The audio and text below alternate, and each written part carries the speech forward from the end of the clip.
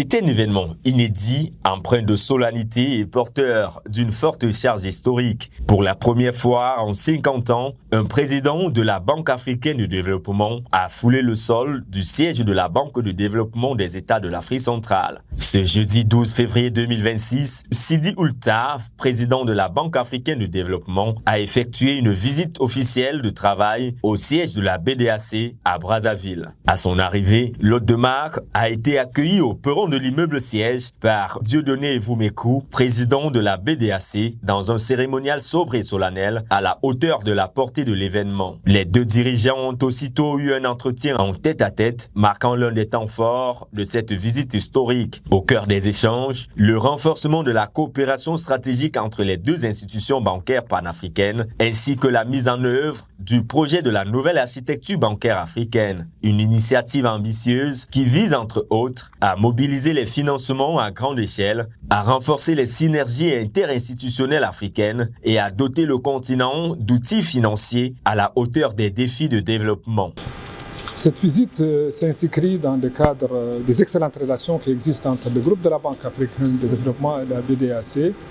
mais elle s'inscrit aussi dans le cadre de la nouvelle dynamique lancée dans le cadre de la nouvelle architecture financière africaine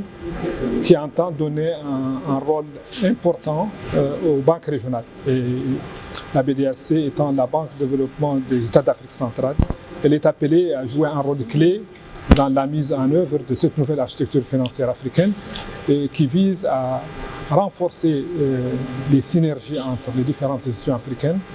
à mobiliser davantage de ressources pour le financement et le développement africain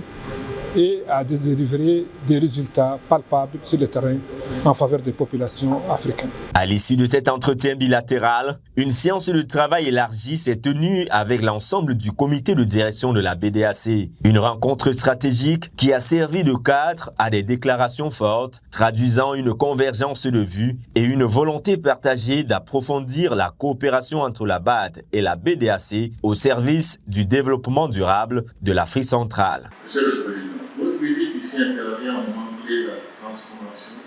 et la modernisation de la BDAC. En effet, depuis plusieurs années,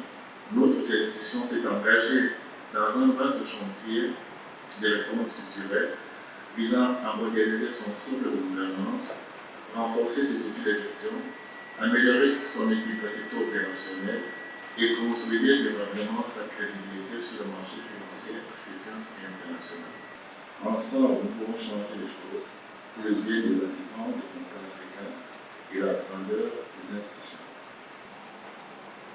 Dans les semaines qui viendront, nos deux équipes vont travailler ensemble pour examiner les opportunités de synergie sur les différents outils dont dispose le groupe de la Banque africaine de développement et qui peuvent aider à renforcer l'action de la Banque de développement des États d'Afrique centrale, en particulier dans les domaines de la mobilisation des financements et de l'octroi des lignes de financement et de l'assistance technique.